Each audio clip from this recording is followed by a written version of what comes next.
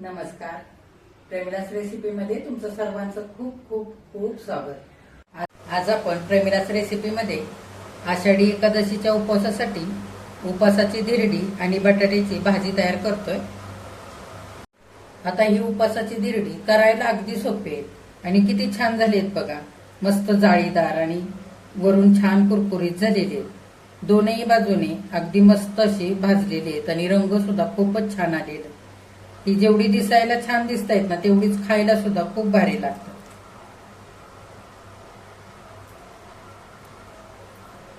लगेचच रेसिपीला सुरुवात करूया.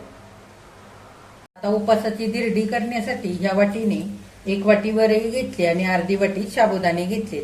दोन्ही सुद्धा स्वच्छ 2 पाण्याने आधी धुवून घेतला आणि भरपूर वरईमध्ये पाणी घातलं भिजण्याकरता. 5 तास वरई भिजवून घेतले आणि साबुदाणे सुद्धा आपण खिचडीला कसे भिजवून घेतो तसेच थोडंसं पाणी घालून 5 तास भिजवून घेतलेले. मध्यम आकाराचा एक कच्चा बटाटा साल काढून बारीक फोडी केल्या आणि त्या सुद्धा स्वच्छ धुवून घेतलेले. आता आपल्याला धिरड्याचं पीठ तयार करायचंय. वरईमधलं सगळं पाणी नितळून काढलेलं आहे. नितळलेली वरई मिक्सरच्या भांड्यामध्ये घेऊया.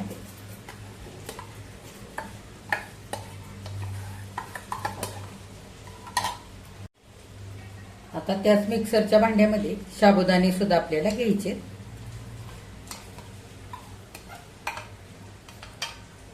आता हा स्वच्छ धुवून घेतलेला कच्चा बटाटा तो सुद्धा आपण मिक्सरच्या भांड्यामध्ये घेऊ. आता 4 मिरच्यांचे इथे बारीक असे तुकडे करून घेतलेत आणि इंचभर आलं साल काढून स्वच्छ धुवून घेतलेलं आहे. ते सुद्धा मिक्सरच्या भांड्यामध्ये घालूया. तुमच्या आवडीप्रमाणे मिरच्या तुम्ही इथे कमी जास्त करू शकता. 2 चमचे दही घेतलेलं आहे ते सुद्धा घालूया आणि चवीनुसार मीठ घालायचं. आणि आता थोडंसं पाणी घालून बारीक असं वाटून घ्यायचं. आता इथं थोडंसं पाणी घालून असं धिरड्याचं पीठ वाटून घेतलेलं आहे.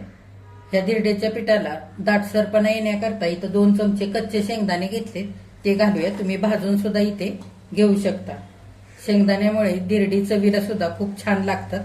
आता पुन्हा आपण छान बारीक गंधासारखं हे सारं मिश्रण वाटून घेऊया. हे बघा सगळं इथं आता बारीक असं पीठ वाटून तयार झालेलं आहे. भांड्यामध्ये काढूया. आता हे धिरड्याचं पीठ फार पातळ केलेलं नाही किंवा फार घट्टही केलेलं नाही, असं मध्यम सैलसर ठेवलेलं आहे. आता झाकण घालून 10 मिनिटांकरता मुरण्यासाठी असंच बाजूला ठेवूया आणि तोपर्यंत उपवासाची बटाट्याची भाजी करूया. आता बटाट्याची भाजी करण्यासाठी इथं गॅसवर कढई ठेवली. 1 चमचाभर तेल घालूया. आता तेल इथं गरम झालंय. पाव चमचा जिरं घेतलंय ते घालूया. तुम्ही जर उपवासाला जिरं कोथिंबीर खात असाल तरच इथे वापरा. आता जिरं चांगलं फुलायला लागलं. इथं 2 मिरच्या आणि थोडंसं आलं त्याची पेस्ट करून घेतली 1 चमचाभर ती घालूया. आणि 1 मिरची बारीक चिरून घेतली ती पण घालूया. आता चांगली मिरची परतवून घेऊया तेलावरती. तुमच्या आवडीप्रमाणे तुम्ही इथे मिरची घाला. तुम्हाला किती भाजी तिखट करायची त्याच्या अंदाजाने. आता इथं 1 मोठा बटाटा शिजवून घेतला आणि त्याची साल काढून असे बारीक तुकडे करून घेतले ते आपण याच्यावरतीच घालूया फोडणीवरती.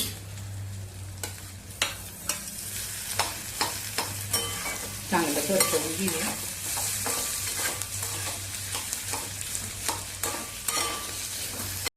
आता 1 चमचाभर भाजलेल्या शेंगदाण्याचं बारीक कूट करून घेतलंय ते सुद्धा घालूया. चवीनुसार मीठ घालूया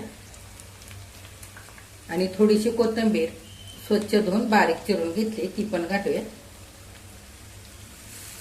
आणि सगळं चांगलं एकदा मिसळून घेऊया.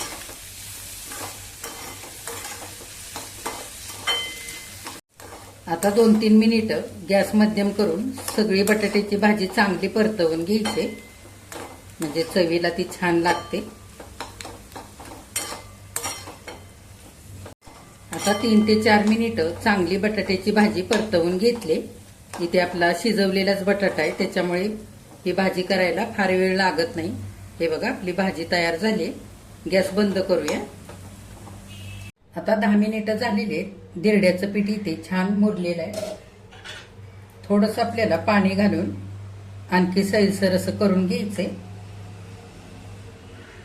तुम्हाला जर खूप असे कुरकुरीत धिरडे करायचे असतील तर जास्त पाणी घालून सुद्धा हे पीठ थोडंसं पातळ करून घेऊन धिरडी केली तरी सुद्धा चालते. हे बघा, ह्या पद्धतीने असं मी पीठ ठेवलेलं आहे. आता धिरडं करण्यासाठी गॅसवरती नॉनस्टिकचा तवा मी गरम होण्याकरता ठेवलेला आहे. तर हे धिरडं करण्यासाठी शक्यतो नॉनस्टिकचाच तवा वापरायचा, किंवा तुमच्याकडे पॅन असेल तर तो पॅनही तुम्ही वापरू शकता, किंवा तुमचा चपातीचा तवा सुद्धा इथं तुम्ही वापरू शकता. आता आपण तव्याला थोडंसं तेल लावून घेऊया.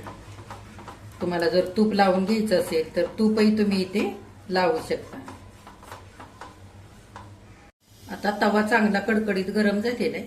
धिरडं घालायच्या आधी गॅस मध्यम करून घ्यायचा आणि धिरड्याचं पीठ तळापासून चांगलं हलवून घ्यायचं. पळीने किंवा वाटीने असं धिरडं घालून घ्यायचं. तव्याच्या आधी कडेकडेने घालायचं.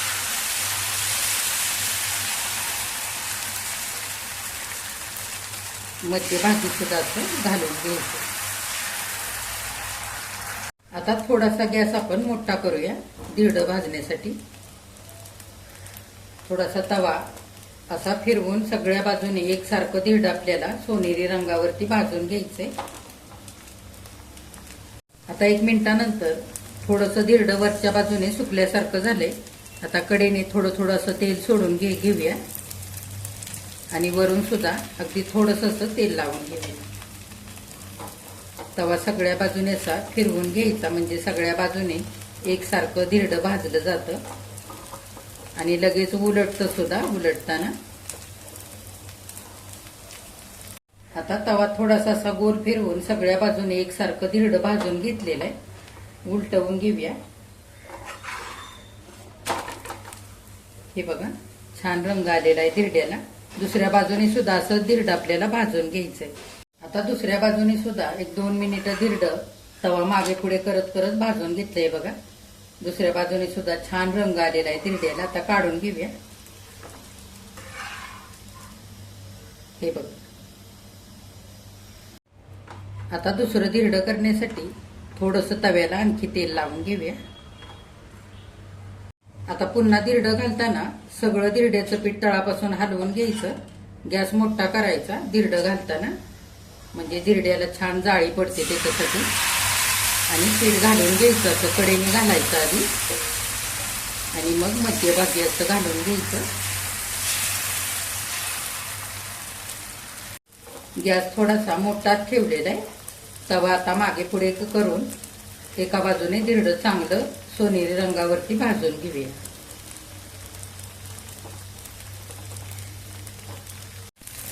आता वरून थोडंसं धिरडं सुकल्यासारखं झालंय. कडेने थोडंसं तेल सोडूया आणि वरून सुद्धा हलक्या हाताने तेल लावून घेऊया. आता मिनिटभर तवा असा फिरवून एकसारखं धिरडं भाजून घेतलेलं आहे. उलटवून घेऊया.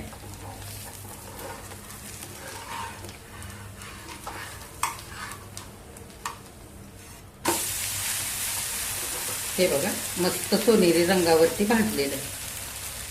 आता दुसऱ्या बाजूने सुद्धा तवा मागे पुढे करून छान भाजून घ्यायचे खरपूस होईपर्यंत.